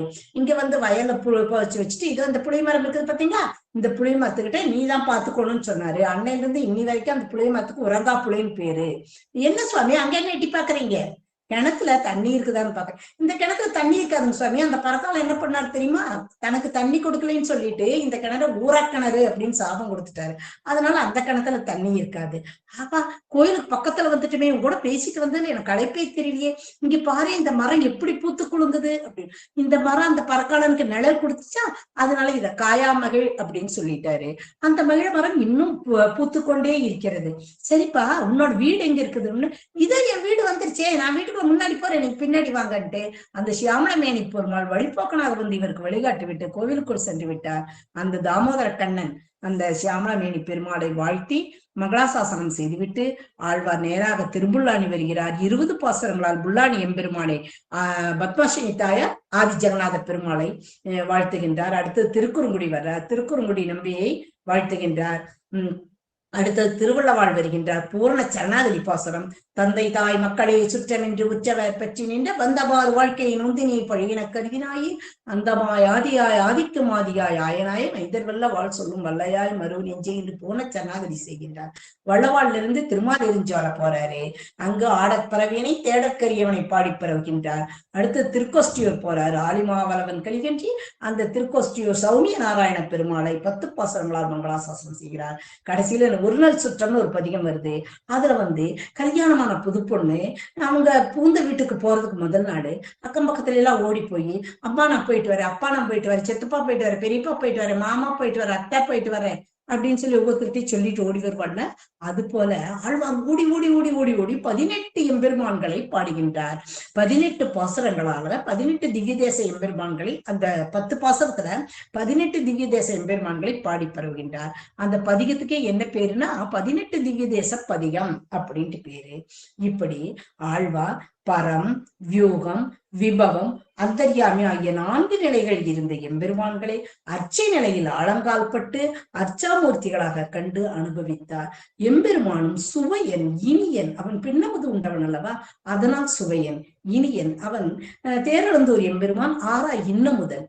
அவன் ஆழ்வார் பின்னாலேயே பயணம் செய்தான். எதற்காக தெரியுமா, அவனுக்கு தன்னுடைய பெருமை தனக்கு தெரியாது. அதனால் தன் பெருமையை அறிந்து கொள்ள வேண்டி ஆழ்வாருடனேயே பயணம் செய்தானாம் எம்பெருமான்.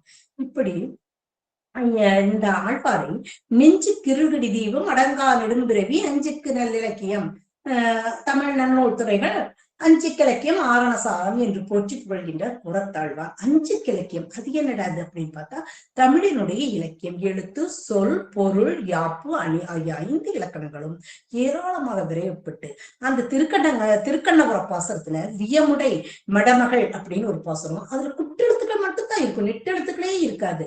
அப்படி ராமனாய், முன்னும் ராமனாய், தானாய், பின்னும் ராமனாய் ஒரு பாசுரம் வரும். அதுல வந்து முன்னும் ராமனாய் அப்படிங்கிறது பரசுராமன், தானாய்ங்கிறது ராமன், பின்னும் ராமனாய் ராமச்சந்திரபூர்த்தி, பின்னும் ராமனாய்ங்கிறது பலராமன். அப்படி அந்த சொற்கோர்வை அதெல்லாம் அழகா அமைக்கப்பட்டு சொல்லிலக்கணம், பொருள் இலக்கணம், எழுத்து இலக்கணம் அனைத்திற்கும் பொங்கத்தம் பொங்கோ, குளமணி தூரம், கோத்தம்பி போன்ற பொருள் இலக்கணத்துக்கு புதுமையான வார்த்தைகள், சாழல், சப்பாணி பருவம் போன்ற இதையெல்லாம் வச்சு ஆழ்வார் பாடியிருக்கிறாரு. அதனால 5 கிழக்கியும் ஆரணசாரம் அப்படிங்கிறார் கூறத்தாழ்வார். அடுத்து அவருடைய சீடரான எம்பர், எங்கள் கதியை ராமானுச முனியை சங்கை கெடுத்தாண்ட தவராசா, மங்கையர்கோன் இந்த தமிழ் மறை 1000 அனைத்தும் தங்குமெனம் நீ எனக்கு தா அப்படிங்கிறாரு. அவர் படிச்சு பாக்குறாரு. இந்த பெரிய திருமொழியும் இந்த 6 பிரபந்தங்களும் அவர் மனசுலயே தங்கல. உடனே தன்னுடைய ஆச்சாரியரான ராமானுஜ முனியை கேட்கிறாரு, சுவாமி எனக்கு அருள் கொடுங்கள், அது என் மனசுல தங்கணும். ஆச்சாரிய அனுகிரகம் இருந்தால்தான் நாம் படிப்பது நம்ம மனசுல தங்கும். ஆச்சாரிய அனுகிரகம் இருக்கிறதுனாலதான் நான் இப்ப பேச முடிஞ்சது, நீங்க கேட்க முடிஞ்சது. ஆச்சாரிய அனுகிரகம் இல்லைன்னா என்னாலும் பேச முடியாது, உங்களாலும் இதை கேட்க முடியாது. ஆகவே அனைத்திற்கும் ஆச்சாரிய அனுகிரகம் தேவைங்கிறாரு. அதற்கு அடுத்த நம்முடைய பகவத் ராமானுஜர் என்ன சொல்றாரு தெரியுமா? திருமங்கையாழ்வாருக்கு பல்லாண்டு பாடுகிறார். வாழி பரக்காலம் வாழி கிழிக்கின்றி வாழி குறையலூர் வாழ்வேந்தன் வாழியரோ மாயோனை வாழ்வழியால் மந்திரங்கொள் தூயும் சுடர்வானவே என்று பல்லாண்டு பாடுகிறார். நாமும் திருமங்கையாழ்வாருக்கு பல்லாண்டு பாடி அந்த எம்பெருமானுடைய அருளோடு அவர் காட்டிய அந்த கைங்கரியங்களை நாமும் தொடர்ந்து செய்வோம் என்று கூறிக்கொண்டு, எனக்கு இந்த நல்லதொரு வாய்ப்பினை அளித்த நெல்லை சகஸ்ரநாம மண்டலி குழுவினருக்கும் இதுகாரும் பொறுமையாக கேட்ட உங்கள் அனைவருக்கும் என் நன்றியறிதலையும் அன்பையும் கூறிக்கொண்டு அனைவருக்கும் பல்லாண்டு பாடி என் உரையை இத்துடன் முடிக்கிறேன். ஆழ்வார் எம்பெருமானார் ஜீய திருவடியிலே சரணம், ஆச்சாரியன் திருவடியிலே சரணம், ஸ்ரீமதே ராமானுஜாய நமக. அடியேன் சுவாமி, அடியேன் இத்துடன் முடித்துக் கொண்டேன் சுவாமி.